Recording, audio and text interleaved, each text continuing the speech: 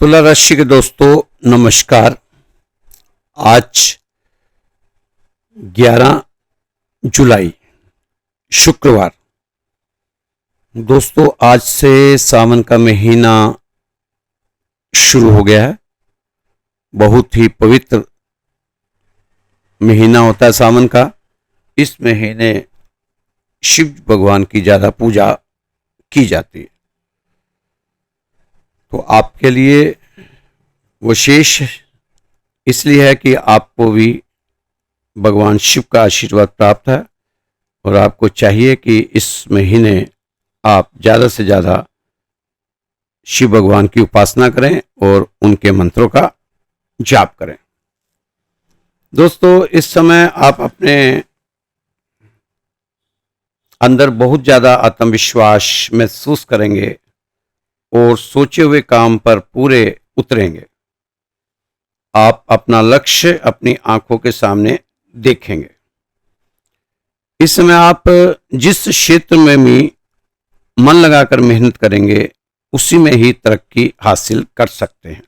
इस समय ऐसा ही लग रहा है कि तुला राशि के दोस्तों की परेशानियां कुछ हद तक खत्म होती हुई नजर आ रही हैं। दोस्तों व्यवसाय में अपने नियमों और सिद्धांतों से कुछ समझौता करना आपके मान सम्मान को ठेस पहुंचा सकता है। व्यवसाय में इस समय अपने आप के प्रति बहुत ज़्यादा मेहनत और कोशिश की जरूरत है। मुश्किल समय में से किसी लायक व्यक्ति की सलाह काम आ सकती है। किसी से सलाह लें, उसकी सलाह आपके काम आ सकती है। इस समय आप अपने कैरियर गोल्स को लेकर महत्वाकांक्षी नजर आएंगे। आर्थिक मामलों में छोटी मोटी दिक्कतें रह सकती हैं, लेकिन इसका असर आपकी लाइफस्टाइल पर नहीं होगा। दोस्तों सहज स्वभाव और आशावादी स्वभाव आपकी सबसे बड़ी ताकत साबित हो रहा है। बस आप अपने आप को पॉजिटिव रखें और यह कष्ट वाले दिन कब निकल जाएंगे आपको पता भी नहीं चलना। ब्रह्मांड आपकी खुशियां फिर से वापस लाएगा। आप तो बस एक एक कदम करके आगे बढ़ते जाएं।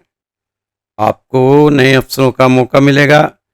रिस्क लेने से पहले थोड़ा सोच विचार कर लेना आपके लिए अच्छा रहेगा।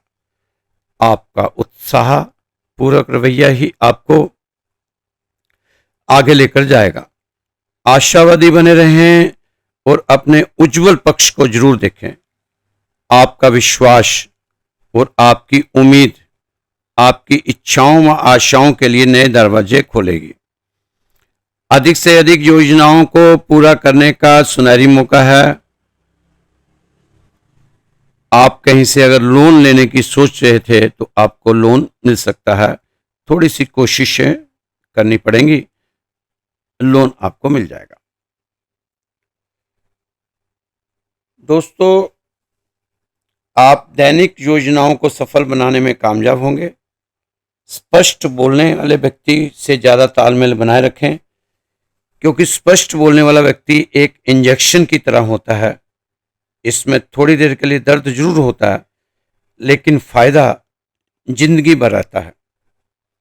ऐसे व्यक्ति खासतौर पर आपकी जिंदगी में अब आने चाहिए।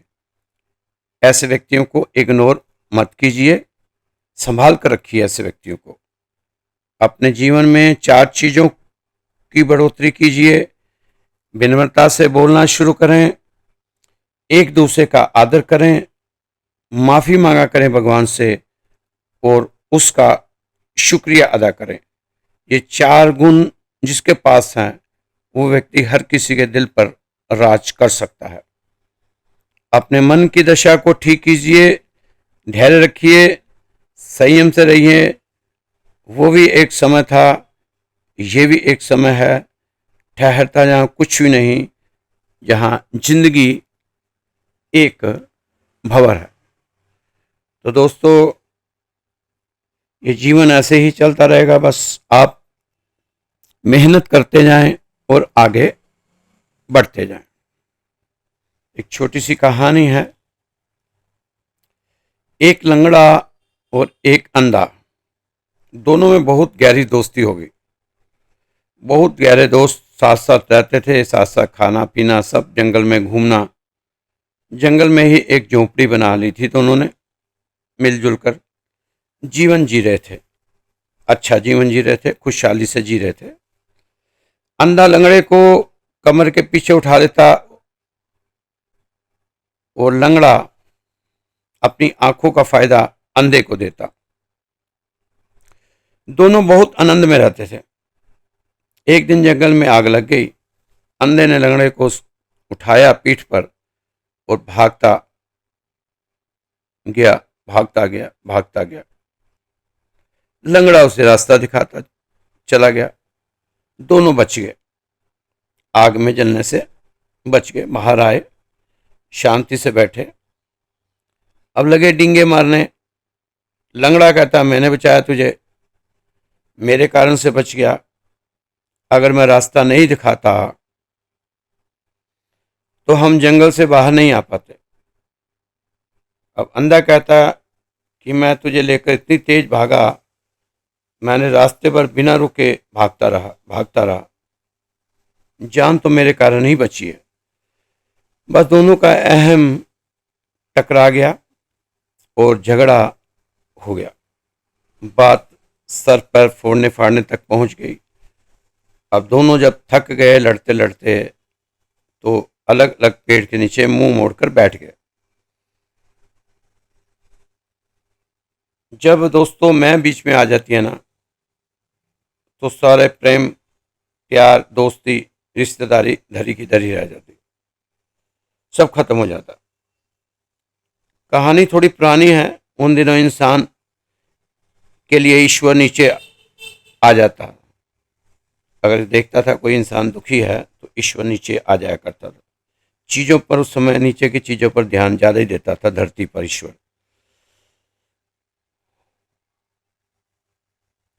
ऊपर से देख लेता था क्या हो रहा।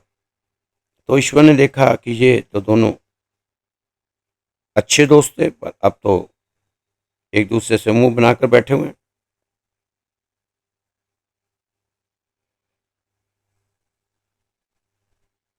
अब तो ईश्वर भी थक चुका है, ऊब चुका है कि इन नालायकों का रोज का ही काम है। और ईश्वर अब अंधे लंगड़ों को कब तक देखता रहे। भगवान को बड़ी दया आई और उसने कहा कि इन दोनों का मामला ठीक कर देता हूं। अंधे को आंखें दे देता हूं और लंगड़े को पैर दे देता हूं। ईश्वर नीचे आए और देख रहे हैं कि अंधा सोच रहा है अपने दिमाग में कि इसकी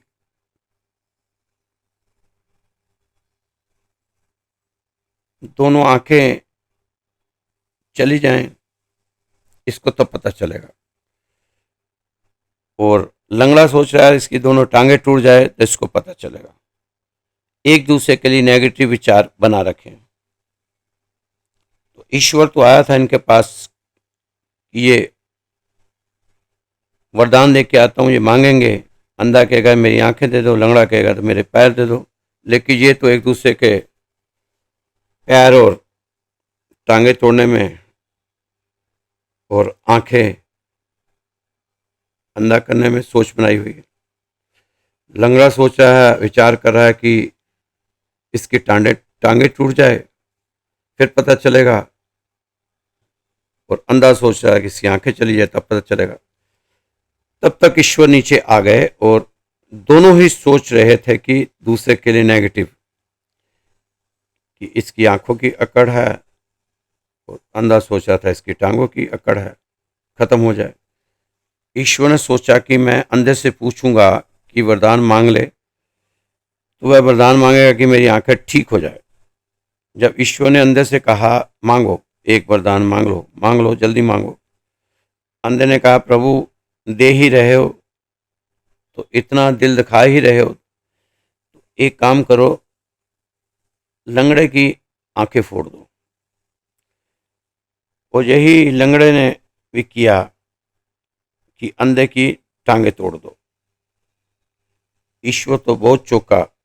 तभी से ईश्वर ने नीचे आना बंद कर दिया कि यह अंधे लंगड़े बड़े खतरनाक हैं।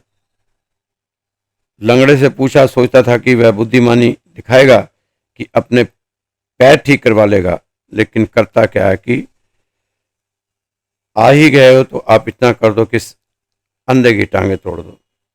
आदमी ऐसा ही है, ईश्वर के वरदान की भी गलत उपयोग करता है। तो दोस्तों, अपने सोच में पॉजिटिव सोच बना के रखें, क्योंकि ईर्ष्या, द्वेष, किसी का बुरा सोचना, ये अपने मन में बिल्कुल भी ना लाएं। तो इससे भगवान खुश नहीं रहता और हमारे ग्रह भी हमसे दूर हो जाते हैं, बुरा असर देते हैं। दोस्तों, हार आपको रोकती नहीं, वो आपको आगे बढ़ने का नक्शा दिखाती है। जब आपका सपना टूटता है तो मत सोचो कि मेरा सब कुछ खत्म हो गया। सोचो अब मुझे और बेहतर मिलने वाला है। असफलता आपको आज गिरा रही है, लेकिन आप कल और मजबूती से ऊंचा उठ सकोगे। जब लोग आपको ना कहें, जब सारे दरवाजे बंद हो जाएं आपके लिए, जब सपने चूर चूर हो जाएं, तो बस एक बात याद रखना, आप वही हो जो दोबारा से खड़े होने का दम रखते हो। क्योंकि आप वो हो जो हर किसी में नहीं होता। आप गिरते हो, हर दर्द आपको आकार दे रहा है, हर ठोकर आपको सिखा रही है, हर हार आपके भीतर आग जला रही है। अब फिर से उठो, अब लिखो वो अध्याय जो दुनिया कभी भूल नहीं पाएगी। अपनी असफलता को अपनी ताकत बना दो, क्योंकि याद रखो, हर असफलता में छिपा हुआ एक नया अध्याय। अगर आप सोचते हैं कि आपकी जिंदगी किसी और की वजह से रुकी हुई है, तो ये आपकी जिंदगी में पहला सच्चा झूठ है, जिसे आपको आज ही, अभी ही खत्म कर लेना चाहिए। आपको कोई नहीं रोक रहा, ना हालात, ना आपके ग्रह, ना लोग, ना आपकी गरीबी, ना आपके गम, ना आपका दर्द। आपका असली दुश्मन बाहर नहीं, आपके अंदर बैठा है। वो आपका डर, वो आपका आलस, वो आपका बहाना, वो हर बार आपको उठने से पहले ही थका देता है। बदलाव तब आएगा जब आप खुद से सच्चाई बोलना शुरू कर दोगे। आईने में देखकर कहते हो, अब और नहीं, अब मैं खुद को नहीं भागने दूंगा। आपके ख्वाब, आपकी किस्मत, आपकी तकदीर सब आपके अंदर ही बंद है, लेकिन ताला भी आप ही हैं और चाबी भी आप ही हैं। क्या आप तैयार हो खुद को बदलने को? क्योंकि जब तक आप सोचते रहोगे कि आपकी जीत बाहर से आएगी, तब तक आप हार ही खाते रहोगे। सच में हार ही हिस्से में आएगी। सच्चा बदलाव तब होता है जब आप अंदर से टूट कर भी कहते हैं, मैं फिर उठूंगा। कोई नहीं आएगा आपको बचाने, कोई नहीं आपको उठाएगा। आपको खुद अपने जख्मों से खड़ा होना होगा और खुद ही अपनी जंग जीतनी है। जब आप अपने दिमाग को हुक्म देना सीख जाएंगे, उठ चल, अब रुकना नहीं, तब आप एवरेज से एक्स्ट्रा ऑर्डिनरी बन जाएंगे। बदलाव फैंसी नहीं होता, वो सुबह 3 से 5 बजे उठने से आता है। वो तब आता है जब आप आराम के बदले उद्देश्य को चुनते हैं। आप सोच रहे हैं क्या मैं क्या कर सकता हूं। सवाल ये नहीं कि आप क्या कर सकते हो, सवाल ये है कि कब करोगे। क्योंकि हर एक दिन जो आप टालते जा रहे हैं वो दिन आपको पीछे छोड़ते जा रहे हैं। आप उठो, बहुत हो चुका आलस, टाल मटोल बहुत हो चुका, अब खुद को बदलो, क्योंकि बदलाव बाहर नहीं अंदर से शुरू होता है। दोस्तों, 13 जुलाई से शनिदेव बकरी होने जा रहे हैं और आपकी राशि पर इसका क्या प्रभाव रहेगा और क्या करना चाहिए आपको।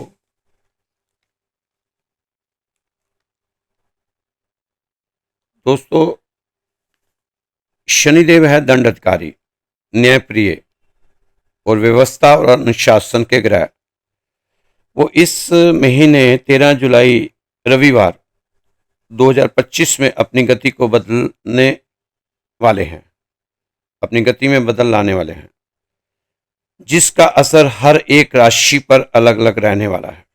दोस्तों, मेष राशि से लेकर मीन राशि तक 12 राशियों पर शनि बकरी होने से क्या क्या प्रभाव और क्या क्या बदलाव होगा, इसके बारे में हर राशि के लोगों को जानना जरूरी है,